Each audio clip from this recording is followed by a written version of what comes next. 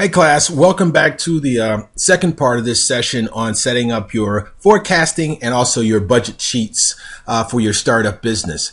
We're going to go now to the second page of the document where it says sales forecast. And what you're going to learn in this section is how to actually build a sales forecast. We're going to discuss where you're going to get those numbers from. And then at the end of this exercise, you're going to complete the graph that you see here in front of you to the satisfaction of your own personal taste. That is, it doesn't have to be perfect. There's no right or wrong answer to the financials that you might put in here, but essentially you're going to fill out this table just below here. The first thing I want to talk about in putting together a sales forecast is oftentimes we don't know how much money we intend to earn in our business. And so we kind of get lost in this whole notion that the numbers absolutely have to be perfect and there's an absolute number. And the answer to that question is I've never seen a startup that started with one set of projections and then ended up with the very same set of projections. It changes. It's a dynamic marketplace. So basically, let me give you a once over of how you actually get to the sales forecast. What we want to do is we want to start with what we call our personal expenses. And that's this line up here. And I've already kind of filled it in for you. This particular entrepreneur earns $3,000. Has expenses of $3,000 per month. Household expenses. This might include your rent, your car note, your insurance, power bills, all of the things that you need or the dollar amount that you need in order to run your household. That's where we start. Why do we start there? We want to start there because if you're not earning enough in the business to cover your personal expenses, it's not likely that you're going to be able to grow that company significantly enough in order to be able to sustain you and your team. So we want to start there. So at a minimum, we know that we have to earn at least $3,000 a month in profit in order to be able to pay ourselves or be able to cover our personal expenses. So we start there. The next thing I want you to do is I want you to calculate your expense per hour. Let's just say you earn $3,000 a month or your expenses come to $3,000 a month. That basically is 160 hours if you consider the fact that most of us work on a 40-hour work week, and you simply multiply that times 4. So they're basically 4 weeks in a month, 40 hours of work in that month, 160 hours. In this case, if the expenses are $3,000 a month, we just simply divide that by 160 hours, and that gives you a rate of $18.75. So now you know, if you earn $36,000 a year, you basically earn on an hour, on a 40-hour work week, $18.75. So now we have a starting point. You know now that you have to earn, if you're building a client for your services, or if you're receiving products and services, selling goods and services, or manufacturing goods and services, that you at least have to earn $18.75 an hour to break even in your cost analysis. The next number that I want to deal with here is your business monthly burn rate. In every small business, there's a continuous burn cycle. That is, a burn is money that comes in and it's going to be consumed regardless of how many products or services you actually sell. For example, your rent is part of your burn rate. That is, it's coming whether you want it to or not. Okay, so we want to take all those recurring expenses, and you can find those recurring expenses by going back to your startup expenses and your budget here, your projections, and you see where it says $1,200 for this rent in this case. That's a recurring fee that you're going to pay every month. Salaries are likely to be a recurring fee. To some extent, inventory and travel and entertainment are going to be recurring fees. So any dollar amount that you know you're going to have to pay on a monthly basis, cell phones come to mind. Any cell phone bill, that's got to be factored into your monthly burn rate. And then what we're going to do is take that number and add it to the burn rate of your $3,000 per month for your personal expenses and total those two together. That is, what is the recurring amount of expenses coming out of your business, and then what are the personal expenses that you have on your own. So in this example, let's just say that your burn rate for your business is $2,000, and we'll put that number right here, $2,000. So if you take the $2,000 that your business is consuming and the $3,000 that your personal life is consuming, you've got $5,000 in expenses going out every month. So from that starting point, we want to make certain that if we really want this business to sustain us, starting in the month of January, or starting in the month of when you start your, whatever month you decide to start your business in, you want to make sure that this number, that is $5,000, is coming in every month, plus all the other projections that you might have for additional expenses for your business. So in this case, we have a couple of categories that I've set up for you. One is the hours billed. That is, whatever you, what are the projected number of hours you would like to bill. Now, if you're in a retail business or a manufacturing business, this may not apply to you. That is, you may not be billing your customers by the hour.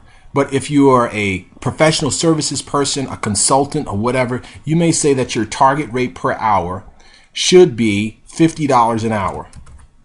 I'm just kind of picking this rate arbitrarily, or the per hour rate is kind of something I just kind of pulled out of the air. But the reason why I picked this particular number, however, was that it's higher than the $18.75 per base per rate per hour that you need. Now, essentially, you've included the additional $2,000 of burn rate for your business, which is going to increase this number significantly. So this $50 or $50 per hour rate should allow you to be able to cover your expenses. And let's just project here in terms of the hours billed. Let's just say we want to bill 160 hours a month. So if I'm billing 160 hours a month and I'm billing at a rate of $50 an hour, somebody can pull out a calculator. You guys can follow along with me. But I would put in here $50 an hour. I'll use my little handy dandy calculator times 160 hours. That basically equals $8,000 in billable income. And I just put it in this box right here, which is more than enough to cover our burn rate, which should leave us with a nice little healthy product. So we're projecting that we're going to be earning about $8,000 on average in the month of January. Now, these are simply what we call pie in the sky projections based on the market. And the next category down here, let's just say you're selling retail items under units sold, and you know you have a unit cost as well. Say the average ticket price of the items that you're selling. Let's just say, for example, you're selling peanuts, popcorn, and candy. The peanuts cost $1. The popcorn cost $2. The candy cost $3.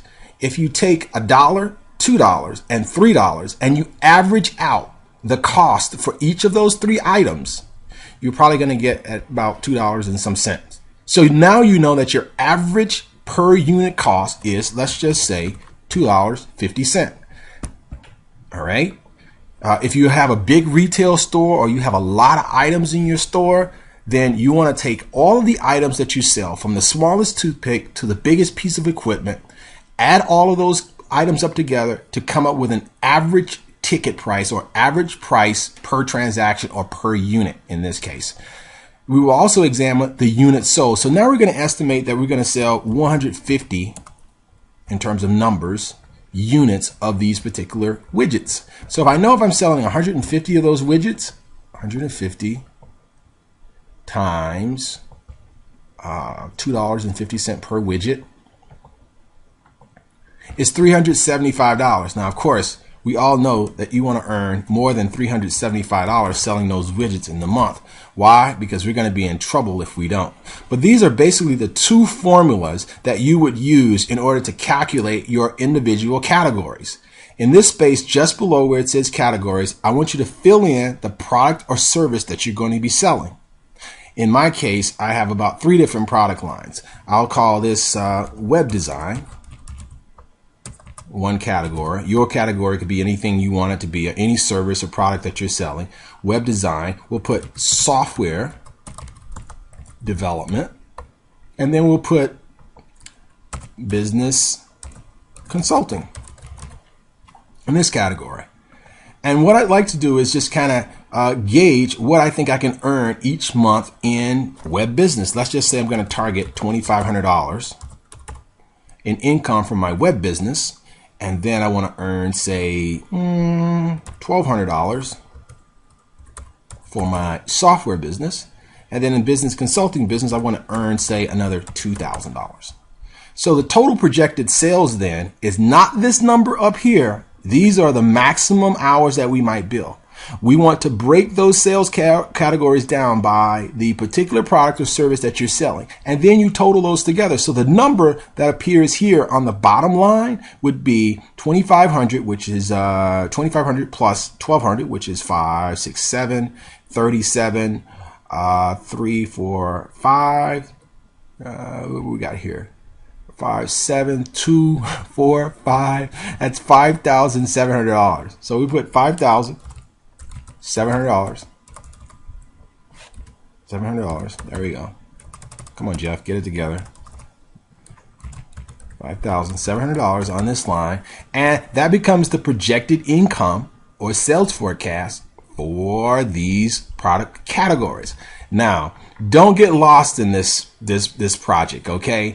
At the end of the class, I want you to turn this in. If you're not ready by the end of the class to turn it into the proctor, you can always take this and bring it back to the next class. And so when you sit down with one of the consultants, you will be able to at least have a kind of a springboard or some ideas on paper so we can help you implement these into Business Plan Pro and ultimately put the plan into action.